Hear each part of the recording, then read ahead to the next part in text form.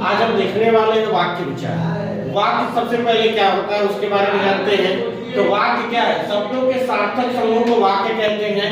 उदाहरण के लिए देखिए, राम विद्यालय जाता है एक प्रकार का वाक्य है और सार्थक समूह है। वाक्य के भेद अगर देखें तो वाक्य के भेद को दो आधार पर बांटा गया है। पहला है रचना के आधार पर और दूसरा है अर्थ के आधार पर। रचना के आधार पर वाक्य के तीन भेद होते हैं: सरल वाक्य, मिश्र वाक्य, संयुक्त वाक्य। सरल वाक्य जैसे मैं आम खाता हूँ। मिश्र वाक्य जब तुम आए तब वो चला गया, जब तब जैसे वैसे इधर उधर जब लगा रहे तो उसे मिश्र वाक्य कहते हैं।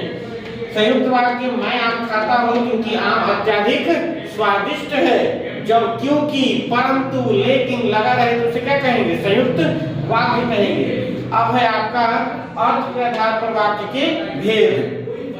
अर्थ के आधार कौन कौन? विधिवाचक वाक्य, निषेधवाचक वाक्य, प्रश्नवाचक वाक्य, विस्मयादिबोधक वाक्य, संदेहवाचक वाक्य, संकेतवाचक वाक्य, इच्छावाचक, आज्ञावाचक। ठीक है, अब इसके बारे में देखते हैं। विधिवाचक वाक्य में तुम क्रिकेट खेलते हो, साधारण भाषा में है।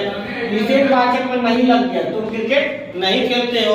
उसके बाद है प्रश्नवाचक। प्रश्नवाचक वाक्य में क्या बताया गया है? क्या तुम क्रिकेट खेलते हो? उसके बाद क्या है? विस्मयादिबोधक वाक्य में हे भगवान आप हमारी रक्षा करें। संदेहवाचक वाक्य लगता है कि आज वर्षा होगी, मैंने संदेह है कि वर्षा होगी कि नहीं होगी। संकेतवाचक वाक्य यदि तुम पढ़ोगे तो परीक्षा में अच्छा अंक आएगा, यानी संकेत की बात की जाएगी, पढ़ोगे तब ना अच्छा आएगा। आगे है आज्ञावाचक। तुम जाकर भोजन करो, आज्ञा दिया जा रहा है, जहाँ आज्ञा का बोध हो। और अंतिम है इच्छावाचक वाक्य, मैं डॉक्टर बनना चाहता हूँ, यानी इच्छा की बोध हो रही है कि मैं डॉक्टर ही बनना चाहता हूँ। इस प्रकार रचना के आधार पर वाक्य कितने हैं? तीन: सरल, मिश्र, संयुक्त। और अर्थ के आधार पर कितने हैं? 8: विधिवाचक, निषेधवाचक, प्रश्नवाचक, विस्मयादिबोधक, संकेतवाचक, संदेहवाचक, इच्छावाचक और